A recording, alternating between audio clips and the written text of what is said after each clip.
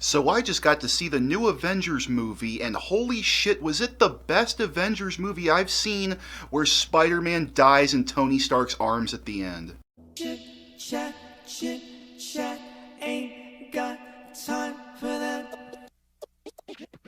If you can't already tell from the title, my channel is a movie spoiler slash review channel, and you shouldn't be surprised when you hear me drop salvos like that at the beginning of each video. I can honestly say that this is my favorite Marvel movie I have seen, simply because of all of the different directions they could have took but didn't. This could have easily been a jumbled mess considering how many characters there are, and they made a cohesive story where I was never once confused as to what was happening, and I was never once bored. Bravo! The last Marvel movie I saw was Black Panther, and that was a very disappointing movie for me because it made the biggest sin that I think a movie can make, and that it was pretty boring a lot of the time. This movie does so many things right that it could have done incredibly wrong. Thanos is one of the greatest, most interesting bad guys I have seen in maybe any movie. He isn't the best, but he is a very well fleshed out, very well written baddie that you kind of understand where he's coming from. He's completely fucking wrong and evil in every way, but they find a way to make him non-sadistic, which is very difficult in a genocidal lunatic of a character. When I call him a lunatic, by the way, I don't mean he's crazy. He is completely confident that what he wants to do is correct and will save the universe, which makes him so much scarier.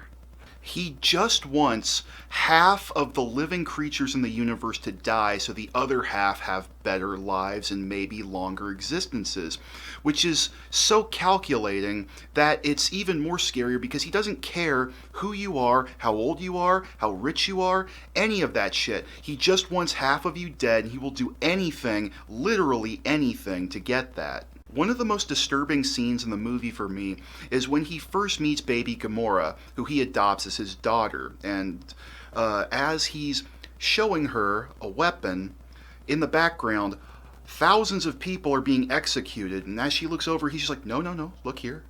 Just very calm, matter of fact. I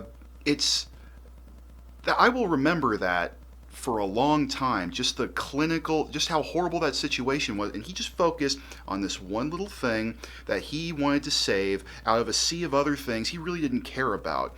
That is the type of scene that stays with me. Thanos does not like the act of killing. He just is so determined in his belief that killing half of the creatures in the universe will make for much better existences for the rest. He is so convicted in that, he will do something as terrible as perhaps kill his daughter? He throws her off a fucking cliff. He does it very sad and tearfully, but he still fucking threw his daughter off a cliff. That is determination, my friend! Marvel movies are usually so clean and sanitized that I was shocked at how much violence and how many deaths actually occurred on screen in this movie. 5 minutes into this movie, you watch Loki get his throat crushed while his bloody, bulging eyes go blank. They have some monster creatures in this movie that are legitimately scary. These four-legged alien mouth beasts that will just tackle and eat you. It's really fucking cool. Also, the CGI in this movie was just fantastic. I cannot remember or point out a scene where I saw any real big flaws that pulled me out of the movie. I'll be looking more on my second viewing, but yeah, they just did a wonderful job. My favorite back and forths between characters were Rocket Raccoon and Thor. I'm just going to spoil it and tell you what it is. Now, Thor is missing his right eye, and Rocket says, well, you need another eye. So he pulls out a prosthetic eye that apparently works. And as Thor is opening his eye socket to put the eye in, he goes, oh, you might want to wash that off. I had to smuggle it out in my ass.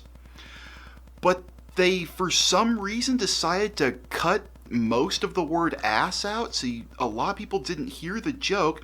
I heard it, I laughed, I was the only one that laughed and looked stupid. Okay, let's go into one of the scenes they showed you in the trailer. There's the scene where Spider-Man and Doctor Strange are speaking, and Doctor Strange says, "Hi, I'm Doctor Strange." And then you see Peter Parker say, "Oh, we were using our fake names. Then I'm Spider-Man." It was played off as, Spider-Man kind of like being snotty, but in the movie they used a different take to make it look as though Peter Parker was just like, "Oh, we're using our superhero name. Well, I'm Spider-Man," and he almost doesn't finish it because Doctor Strange is walking away, which instead of him being arrogant, it makes him look like a young man trying to prove himself to someone he thinks is higher than him, which I think is a great thing that they did because it makes the scene so much better, and I noticed it in the movie, so good job. Now for some of the horse shit. Thanos' motives are incredibly fucking flawed. He believes that by killing half of the living creatures in the universe, it will create a forever paradise for the rest of those who live. Oh my god! Most of my friends and family are now dead, but now I have more food to eat. It's as if he believes that people will forget almost instantly that most of the people they love and care for are gone in exchange for the fact that they have more to eat. It's fucking stupid. Also, apparently he's forgetting the fact that we reproduce and there will be more people, a lot more people, not too long after the genocide he inflicts, so he'll have to do it again and again, causing an endless genocide of death and rebirth and misery. It's fucking stupid. Now let's talk about the Hulk a little bit.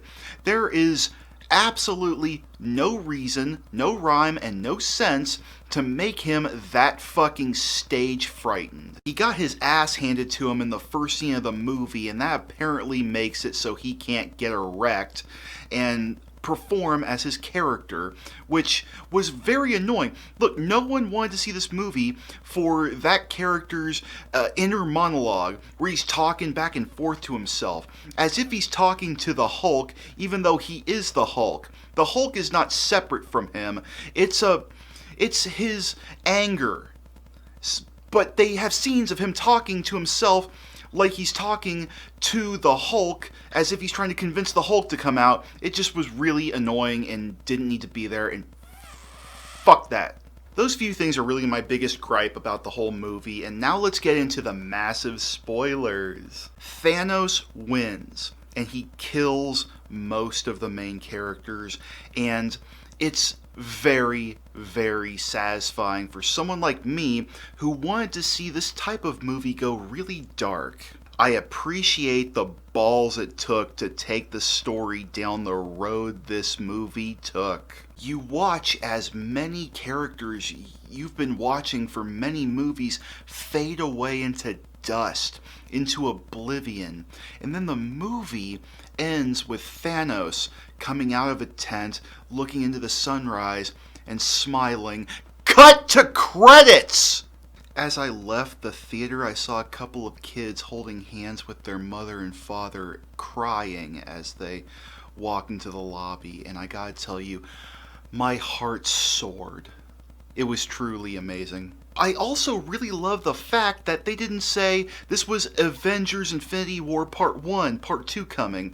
The end of the credits just said Thanos will return, which that was just great. It wasn't shoehorned. They weren't like trying to advertise the next movie at the end of it. They were just like, "Oh, Thanos will return," because this was Thanos' movie. I just honestly can't stop gushing at how much I enjoyed this movie. Now it's time to grade this movie. I'm giving it a 7 out of 10. Infinity War is a movie that is basically required viewing, as opposed to, for example, my favorite movie of all time, Ed Wood.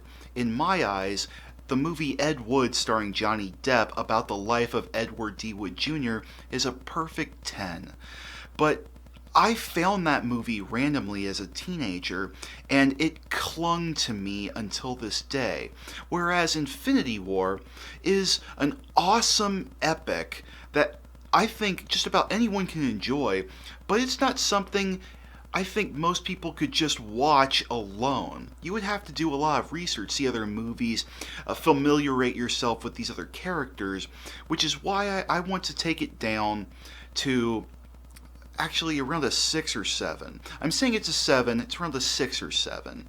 But we'll see how or if I change my mind with part 2, or over time where I go back and see if it's I still feel the way I feel now. So I want to end this first review with saying thank you for watching.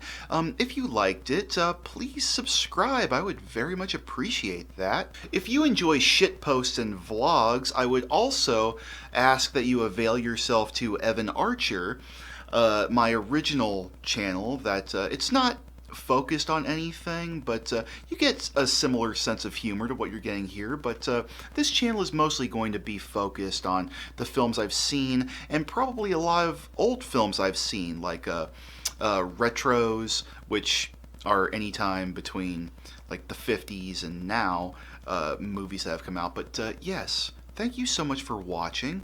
If you enjoyed it, please share with a friend, and I will see you in the next video. Bye-bye!